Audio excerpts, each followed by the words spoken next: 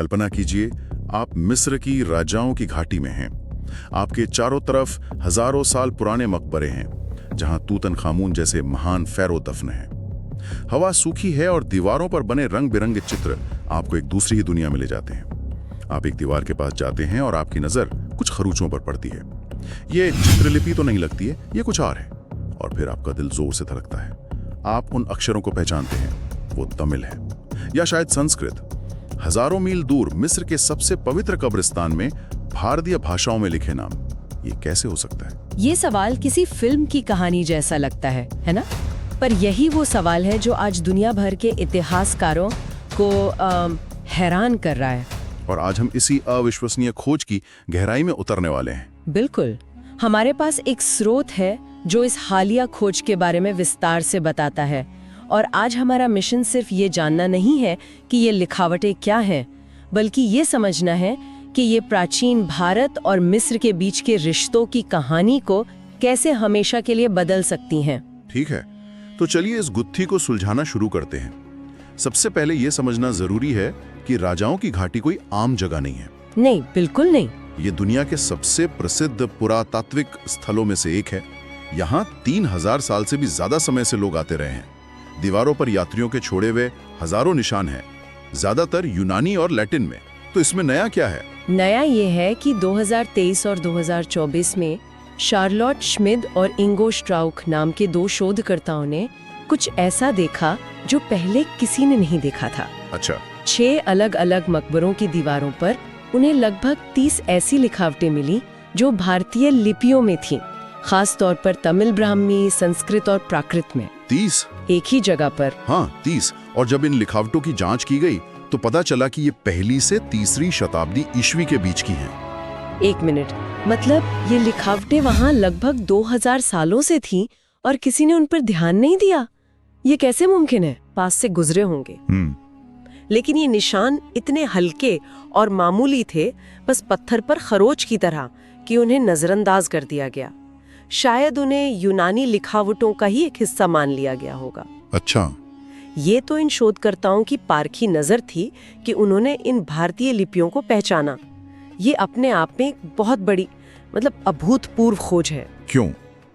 इसे इतना बड़ा क्यों माना जा रहा है? क्योंकि ये प्राचीन मिस्र के दिल में भारतीयों की सीधी मौजूदगी का पहला ठोस सबूत है। तो अब सबसे बड़ा और सबसे जरूरी सवाल, ये लोग कौन थे? आज से 2000 साल पहले कौन भारतीय थे जो समुद्री यात्रा करके फिर नील नदी के रास्ते मिस्र के इतने अंदरूनी हिस्से तक पहुंच रहे थे? अब तक तो हम यही सुनते आए थे कि भारत और रोमन साम्राज्य के बीच व्यापार होता था, लेकिन मेरी कल्पना में तो वो बस जहाजों से सामान उतारने चढ़ाने वाले व्यापारी होते थे जी, जो बंदरगाहों तक ही सीमित रहते थे। आपकी कल्पना बिल्कुल वैसी ही है जैसी अब तक ज्यादातर इतिहासकारों की थी। यही धारणा थी कि ये व्यापार ज्यादातर तटों पर होता था। पर ये शिलालेख उस कहानी को बदलते हैं पूरी तरह से। ये उस कहानी पर एक नया पन्ना जोड़ देते हैं।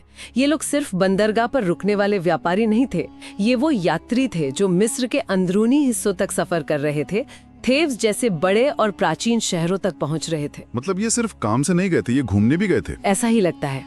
और स्रोत हमें बताता है कि ये सिर्फ आम व्यापारी नहीं थे, कुछ लोग तो शायद राजघरानों से भी जुड़े हुए थे। राजघरानों से? हाँ, एक संस्कृत शिलालेख में एक क्षहरात राजा के दूत का जिक्र मिलता है, जिसमें साफ लिखा है कि वो यहाँ आया था। क्षहरात, ये कौन थे? क्षत्रात पश्चिमी भारत में 1ली शताब्दी ईस्वी के आसपास शासन करने वाला एक राजवंश था, जिन्हें हम पश्चिमी क्षत्रप भी कहते हैं। ओहो। इसका मतलब साफ है, ये सिर्फ काली मिर्च और रेशम का लेन देन नहीं था। यहाँ तो राजाओं के दूत आ जा रहे थे, यानी डिप्लोमेटिक लेवल पर बातचीत हो रही थी। वाह, एक भारतीय राजा का दूत मिस्र की यात्रा कर रहा था, जो उस समय रोमन साम्राज्य का एक बेहद अमीर और महत्वपूर्ण प्रांत था। बिल्कुल, ये उच्च स्तरीय राजनीतिक और सांस्कृतिक आदान प्रदान का पक्का सबूत है। ये तो सच में बड़ी बात है। अच्छा, और जो नाम मिले हैं उनमें कुछ खास है क्या? किसी का नाम बार बार आता है? हाँ, और यहीं पर कहानी और भी निजी और दिलचस्प हो जाती है। एक नाम शोधकर्ताओं को बार बार मिला है, चटन कोरन। चटन कोरन? जी, ये एक ही नाम 5 अलग अलग मकबरों में 8 बार लिखा हुआ मिला है। 8 बार? हाँ, जाहिर है ये चटन कोरन नाम का व्यक्ति इस जगह से बहुत ज्यादा प्रभावित था और अपनी छाप हर जगह छोड़ना चाहता था। चटन कोरन ये नाम सुनने में थोड़ा अलग लग रहा है। चटन संस्कृत जैसा लगता है, लेकिन कोरन वैसा नहीं लगता। ये कहाँ से आया होगा? आपका सवाल बिल्कुल सही जगह पर है और इसका जवाब ही इस खोज का सबसे आकर्षक हिस्सा है। बताइए। शोधकर्ताओं ने जब इस नाम का विश्लेषण किया तो उन्हें उस दौर के भारत की एक मिली-जुली तस्वीर दिखाई दी। नाम का पहला हिस्सा चटन संस्कृत के शब्द शिखा से जुड़ा हो सकता है, जिसका मतलब होता है मुकुट या चोटी। ठीक है, एक तरह का सम्मानजनक शीर्षक। बिल्कुल, लेकिन जो दूसरा हिस्सा है कोरन, वो एक शुद्ध तमिल शब्द है। तमिल? हाँ, तमिल। इसका मूल अर्थ है विजय। ये नाम चेर साम्राज्य के शक्तिशाली युद्ध देवी कौरवै से जुड़ा हुआ है। राजा के लिए भी कौरवन शब्द का इस्तेमाल होता था। तो चटन कौरन एक ऐसा नाम है जिसमें संस्कृत और तमिल दोनों की जड़ें हैं। अरे वाह, तो एक ही नाम में उत्तर और दक्षिण भारत की संस्कृतियां मिल रही हैं। बिल्कुल। तो एक ही नाम में हमें उस दौर के भारत की पूरी तस्वीर दिख जाती है, जहां उत्तर और दक्षिण की संस्कृतियां अलग थलग नहीं थीं, बल्कि एक दूसरे में रची बसी थीं। ये एक नाम उस आर्य द्रविड़ विभाजन की धारणा को चुनौती देता है, जिसे हम अक्सर पढ़ते आए हैं। ये दिखाता है कि प्राचीन भारत एक महानगरीय कॉस्मोपॉलिटन जगह थी। कमाल है, एक नाम से इतिहास की इतनी बड़ी धारणा को चुनौती मिल सकती है। अच्छा, क्या उन्होंने सिर्फ नाम ही लिखे या कोई संदेश भी छोड़ा? संदेश भी छोड़े हैं। एक बहुत ही दिलचस्प शिलालेख में लिखा है कुप्पनवाणिका कोतामण। कुप्पनवाणिका कोतामण, इसका क्या मतलब है? स्रोत बताता है कि इसका सीधा सा मतलब है कोपन, जो कि एक नाम है, आया और देखा। ये पढ़ने में बहुत ही आम और सीधा साधा लगता है ना? हाँ, आया और देखा। ये तो कुछ वैसा ही जैसे आज लोग लिखते हैं आई वॉज हियर। आपने बिल्कुल सही पकड़ा। अगर हम इसे उस दौर के बड़े परिप्रेक्ष्य में देखें तो ये एक वैश्विक प्रथा का हिस्सा लगता है। वैश्विक प्रथा कैसे? उन्हीं मकबरों में, उन्हीं दीवारों पर उसी समय के यूनानी यात्रियों ने भी ठीक इसी तरह के संदेश छोड़े हैं। मैं यहाँ आया था और मैंने इन महान अजूबों को देखा। अच्छा, ये एक तरह का प्राचीन टूरिस्ट टैग था।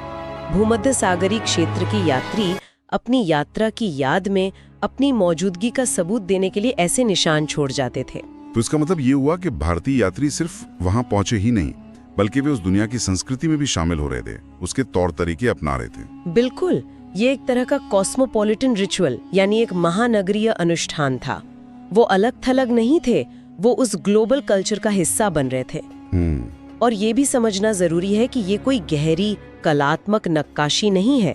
स्रोत के मुताबिक ये बस पत्थर पर हल्के से खरोच कर लिखे गए निशान हैं, जिन्हें आज की भाषा में हम ग्राफिटी कह सकते हैं। पर वो आज तक बचे हुए हैं? हाँ, क्योंकि मिस्र की बेहद सूखी जलवायु ने इन मामूली खरोचों को भी 2000 से ज्यादा सालों तक किसी खजाने की तरह सहेज कर रखा है। ये एक दिलचस्प बात है। अगर यही निशान भारत की नमी वाली जलवायु में किसी पत्थर पर लिखे जाते तो शायद अब तक मिट चुके होते। निश्चित रूप से, शायद वो कब के गायब हो गए होते। मिस्र का रेगिस्तान वो एक तरह का टाइम कैप्सूल है। ठीक है, तो हमें दीवार पर कुछ नाम और संदेश मिले हैं, ये अपने आप में दिलचस्प है। लेकिन क्या ये सिर्फ एक अनोखी बात है या इससे इतिहास की हमारी समझ में कोई बड़ा बदलाव आता है? ये सबसे महत्वपूर्ण सवाल है। इन 30 शिलालेखों से भारत और रोमन साम्राज्य के रिश्तों के बारे में हमारी सोच कैसे बदलती है? देखिए, जैसा कि हमने पहले बात की, इतिहास की किताबों में हमेशा भारत रोमन व्यापार का जिक्र होता है, लेकिन यह हमेशा एक तरफा सा लगता है। हाँ, ज्यादातर यही माना जाता था कि रोमन लोग ज्यादा सक्रिय थे, उनके जहाज, उनके व्यापारी भारत आते थे, और भारतीय ज्यादातर एक कह सकते हैं कि एक निष्क्रिय भागीदार थे जो बस अपना सामान बेचते थे। लेकिन ये शिलालेख तो उस धारणा को सीधे सीधे चुनौती देते हैं। पूरी तरह से। ये शिलालेख इस बात का जीता जागता सबूत है कि भारतीय सिर्फ व्यापारिक भागीदार नहीं थे, बल्कि वे सक्रिय रूप से दुनिया की खोज कर रहे थे।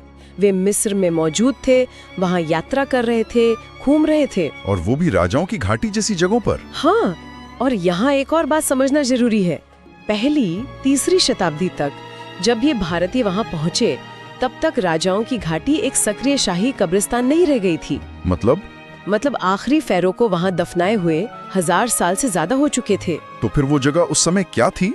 उस समय तक वो जगह एक तरह का प्राचीन पर्यटन स्थल बन चुकी थी, ठीक आज की तरह। पर्यटन स्थल? हाँ, रोमन साम्राज्य के अमीर नागरिक और सैनिक दूर दूर से फेरो के इन शानदार मकबरों को देखने आते थे।